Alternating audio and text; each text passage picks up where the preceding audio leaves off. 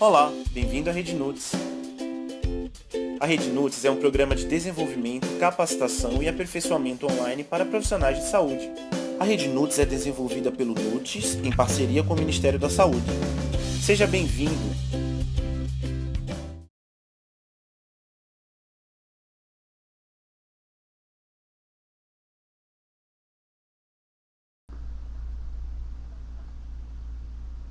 Então a gente vai começar falando sobre, dando início ao curso de dislipidemia e aterosclerose, um assunto importante, pois a maior causa de mortalidade hoje no Brasil é a mortalidade cardiovascular.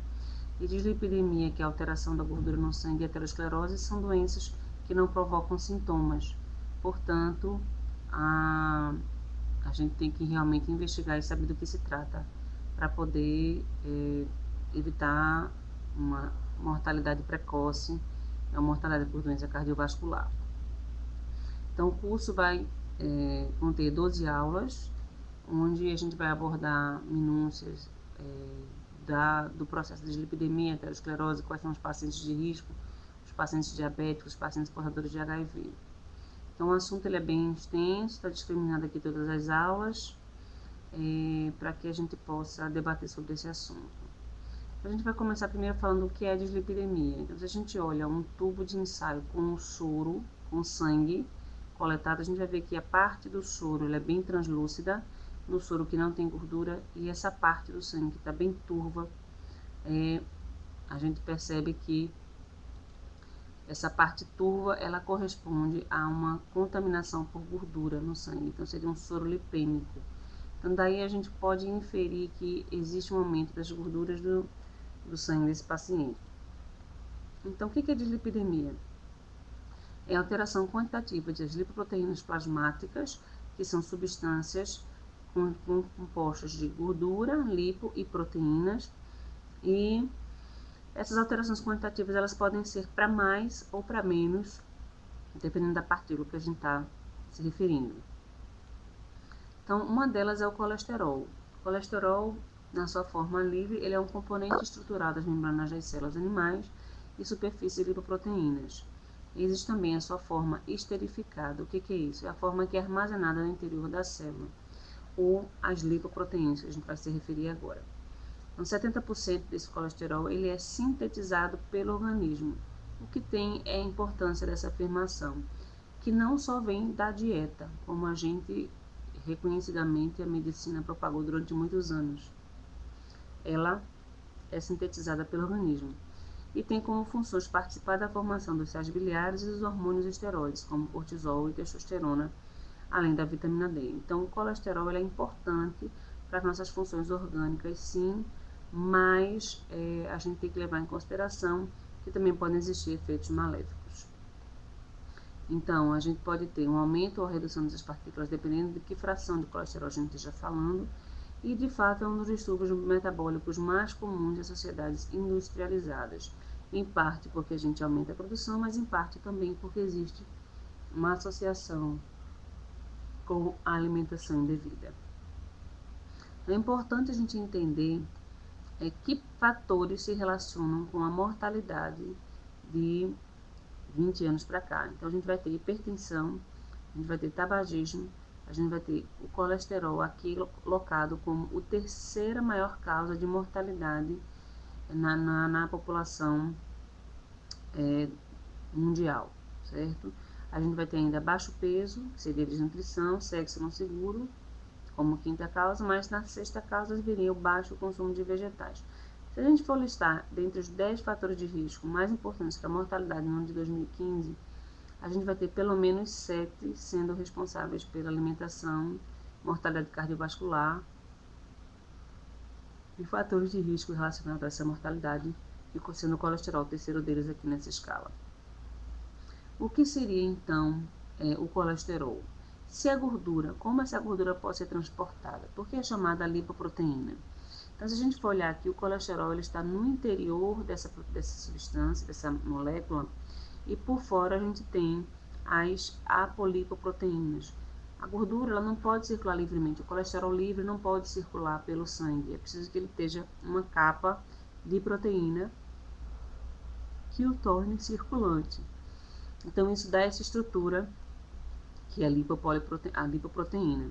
Então, o colesterol livre está na superfície, o triglicerídeo e ésteres de colesterol está no meio, e por fim a gente tem as proteínas que servem como receptores para se ligarem aos receptores do fígado para fazer o clareamento. Então, as lipoproteínas têm forma esférica, tem no núcleo os lipídios, que são hidrófobos, ou seja, eles repelem a água, são os ésteres de colesterol e triglicerídeo. Na camada externa tem os fosfolipídios e o colesterol livre e uma ou mais apoproteínas. Então, os fosfolipídios são exatamente para dar a capacidade do colesterol de circular na corrente sanguínea. E, dependendo da sua densidade, é realizada a classificação. Então, a densidade vai depender da quantidade de apoproteínas. Quanto mais apoproteínas, maior a densidade. E de triglicerídeos, dando uma menor densidade. Também podem ser classificadas de acordo com sua mobilidade eletroforética. Também você pode fazer uma eletroforese dos lipídios e saber que tipos de lipídios o indivíduo tem. Então, aqui seria o tamanho proporcionalmente dessas proteínas. Então, proteínas que protegem contra a aterosclerose, e aí vem aquela história de quanto mais, melhor, né? Então, depende, se ela estiver baixa, ela vai estar associada a um fator de risco. A LDL, que é uma proteína já menor, a IDL, que é uma proteína intermediária, a VLDL, que é uma proteína maior, que contém mais triglicerídeo, e o quilomicron, que é a parte, a maior porção de quantidade de gordura que a gente consegue disponibilizar na corrente sanguínea. Todas essas, LDL, IDL, VLDL e quilomicron, estão relacionadas com a aterosclerose. Outra gordura que a gente tem são os triglicerídeos, são responsáveis pela reserva energética do organismo, formam o tecido adiposo, pelo isolamento térmico e também tem componentes das lipoproteínas. O metabolismo das lipoproteínas se dá de uma forma pelo ciclo exógeno, pelo ciclo endógeno e pelo transporte reverso. A gente vai ver rapidamente. Então, o ciclo exógeno é quando a gente utiliza proteínas que vão levar a gordura para o fígado e do fígado vai ser metabolizado. O endógeno e a alimentação, a gordura vem da alimentação. Então, a gente come a gordura que está contida nos alimentos e a gente faz a metabolização através dos quilomicrons e consegue que essas proteínas sejam reduzidas ao ponto de serem liberadas para o fígado para serem metabolizadas. E o ciclo endógeno, onde a gente produz essa proteína através dos quilomicrons remanescentes e aí, através de enzimas que transferem gordura de um canto para o outro, a gente consegue liberar para o fígado. Então, um vem do intestino e outro vem dos próprios remanescentes do quilomicron. E ainda existe transporte reverso, que é via o transporte HDL, que pega toda essa gordura que ficou na corrente sanguínea e leva de volta para o fígado. Então, são 3 as formas de a gente metabolizar a gordura. Do ponto de vista de diagnóstico etiológico, a gente tem as formas primárias, ou seja, independente do que se come, é uma razão endógena para que a gente tenha a dislipidemia, e secundárias, que podem ser secundárias a medicamentos, a doenças, aqui eu destacaria o hipotireoidismo, e hábitos inadequados de vida, e aí alimentação, sedentarismo, presença da obesidade, ingestão alcoólica e tabagismo. Dentre as hipercolesterolemias primárias, nós teremos um capítulo só para definir a hipercolesterolemia primária. A gente poderia dizer que existem as monogênicas, de causa genética forte, hipercolesterolemia familiar, e as poligênicas, onde a gente tem um maior número de pacientes nesse âmbito de genes associados ao meio ambiente. Então, aqui a gente teria um gene único causando a dislipidemia. Já nas poligênicas, a gente teria vários defeitos pontuais em vários genes que, associados ao meio ambiente, dariam um fenótipo de hipercolesterolemia.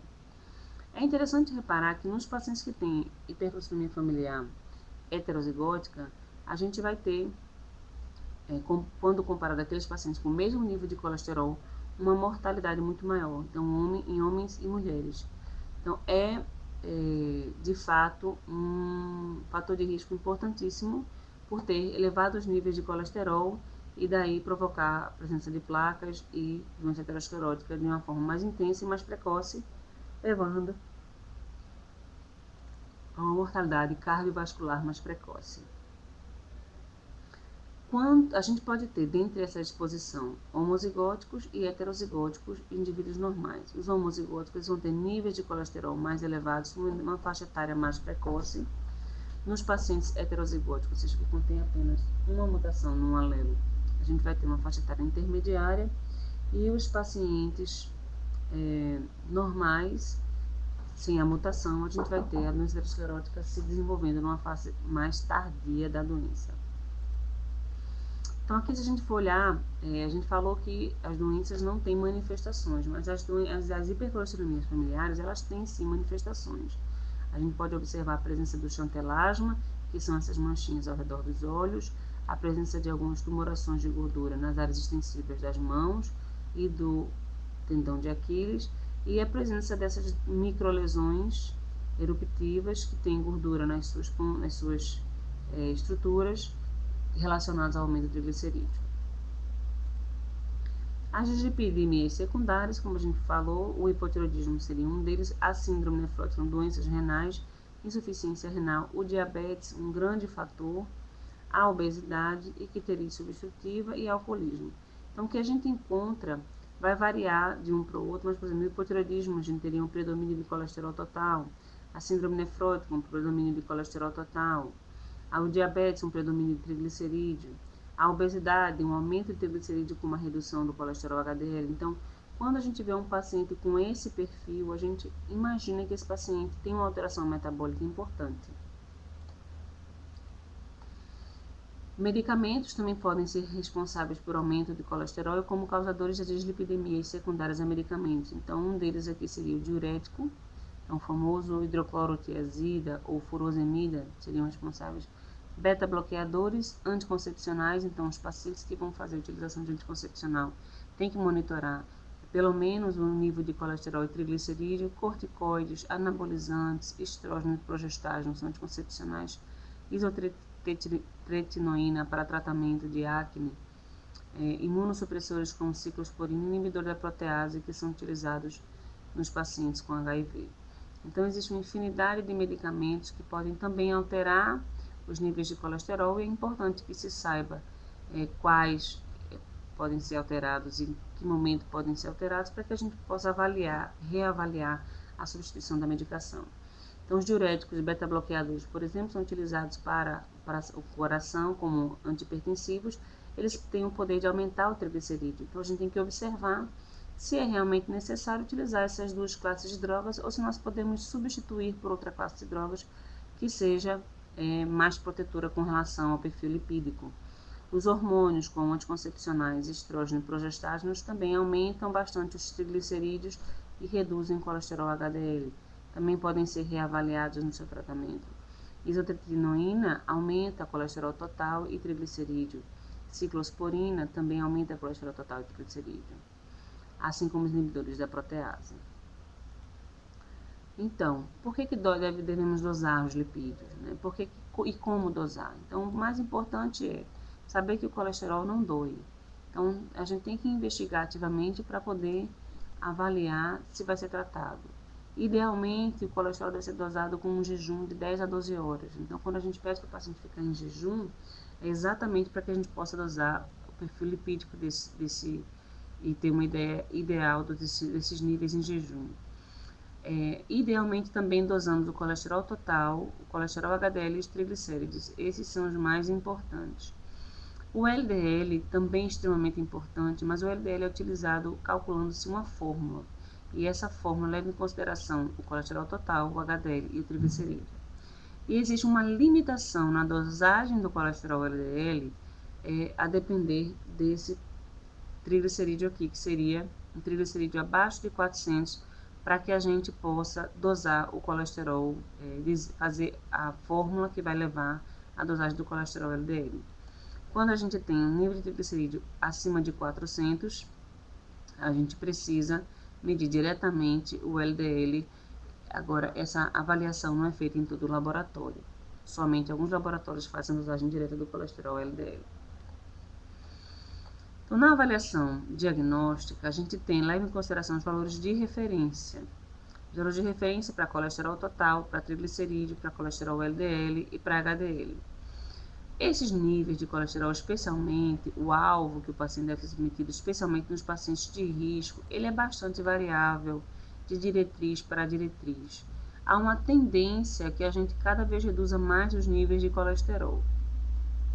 Então, como regra geral, a gente considera um valor normal de total menor do que 200, triglicerídeo menor do que 150 e colesterol LDL avaliar de acordo com os fatores de risco, naqueles pacientes sem fatores de risco abaixo de 130, naqueles fatores com risco elevado para doença arterial coronariana abaixo de 100 e naqueles que já têm doença manifesta abaixo de 70.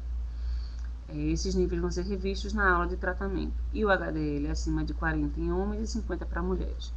Independente de fator de risco, o colesterol ele já é alto se tiver o colesterol total acima de 240 e o triglicerídeo se tiver acima de 200 a 499. Muito alto para um colesterol, um triglicerídeo acima de 500. E um LDL entre 160 e 189 e muito alto acima de 190. Então, nível de colesterol acima de HDL acima de 60 já são considerados como fator protetor contra a doença arterial coronariana. Então, não é só o nível de colesterol total que a gente analisa todo o perfil.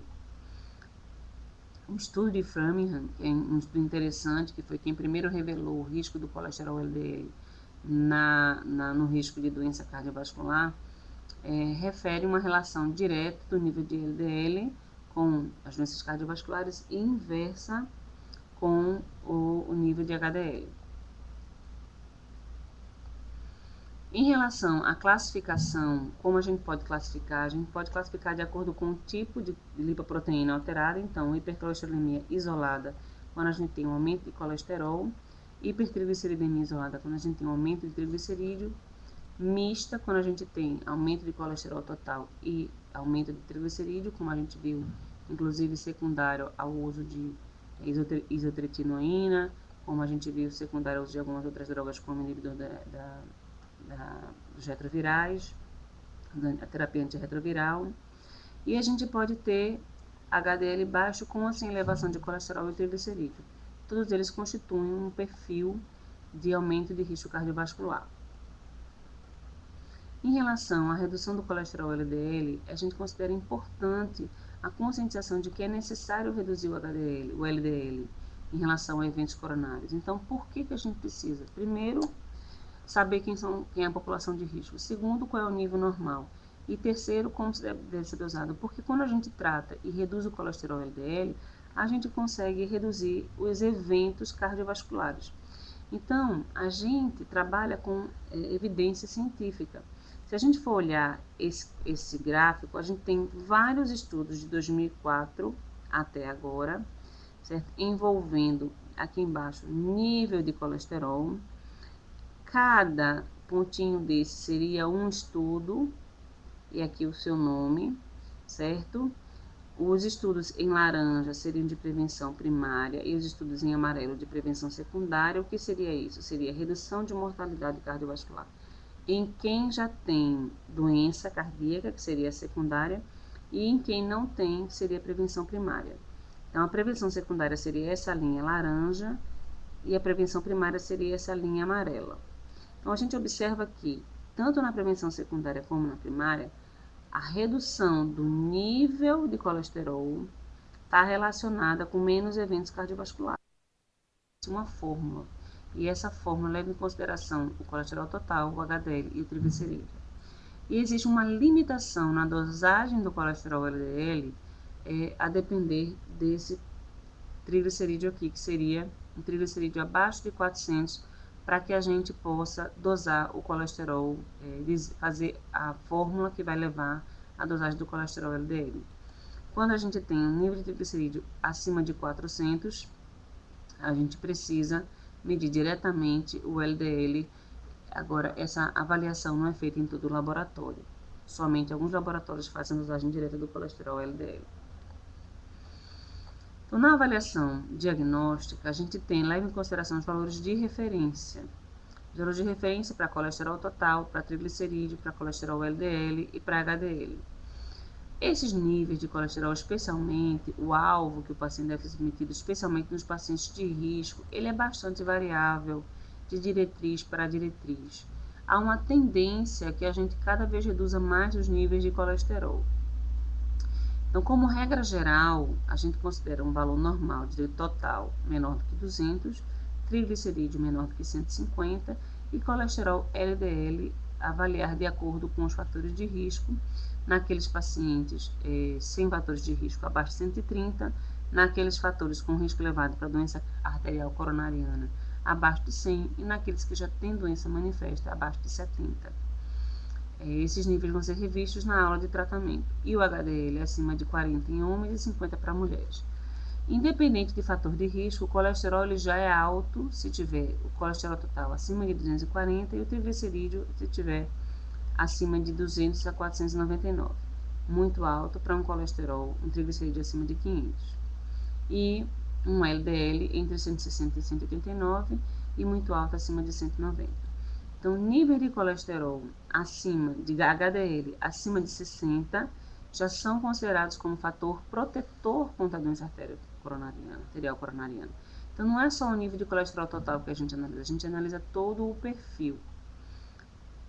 Um estudo de Framingham, que é um estudo interessante, que foi quem primeiro revelou o risco do colesterol LDL no risco de doença cardiovascular, refere uma relação direta do nível de LDL com as doenças cardiovasculares e inversa com o nível de HDL. Em relação à classificação, como a gente pode classificar? A gente pode classificar de acordo com o tipo de lipoproteína alterada, então hipercolesterolemia isolada, quando a gente tem um aumento de colesterol, hipertrigliceridemia isolada, quando a gente tem um aumento de triglicerídeo, mista, quando a gente tem aumento de colesterol total e aumento de triglicerídeo, como a gente viu, inclusive secundário ao uso de isotretinoína, como a gente viu secundário ao uso de algumas outras drogas como inibidor dos retrovirais, a terapia antirretroviral. E a gente pode ter HDL baixo com ou sem elevação de colesterol e triglicerídeo. Todos eles constituem um perfil de aumento de risco cardiovascular. Em relação à redução do colesterol LDL, a gente considera importante a conscientização de que é necessário reduzir o LDL em relação a eventos coronários. Então, por que a gente precisa? Primeiro, saber quem é a população de risco. Segundo, qual é o nível normal. E terceiro, como deve ser dosado. Porque quando a gente trata e reduz o colesterol LDL, a gente consegue reduzir os eventos cardiovasculares. Então, a gente trabalha com evidência científica. Se a gente for olhar esse gráfico, a gente tem vários estudos de 2004 até agora, certo? Envolvendo aqui embaixo nível de colesterol.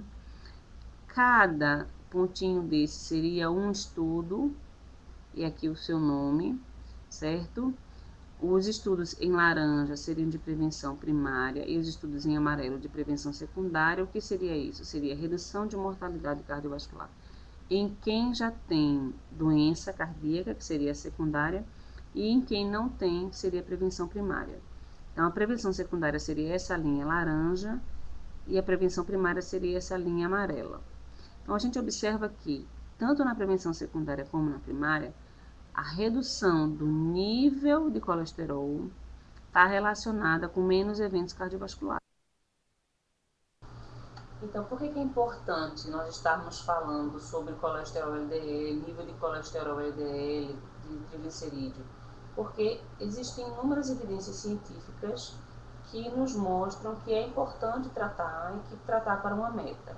Então, por exemplo, a gente observa este gráfico aqui de prevenção secundária. Todos esses estudos foram realizados em pacientes que já tiveram uma doença cardiovascular, por isso chama-se prevenção secundária.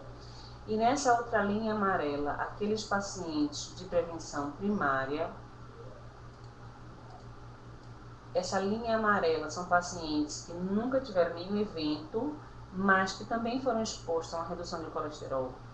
Nesse eixo nós temos o nível de colesterol e nesse eixo vertical nós temos a taxa de eventos que ocorreram. Então, a gente observa que há uma nítida relação entre a redução do colesterol, então baixando de 200 para 100, a gente consegue uma redução dos níveis de eventos e também baixando nos pacientes com doenças cardiovasculares prévias, nós conseguimos também baixar a incidência de eventos cardiovasculares.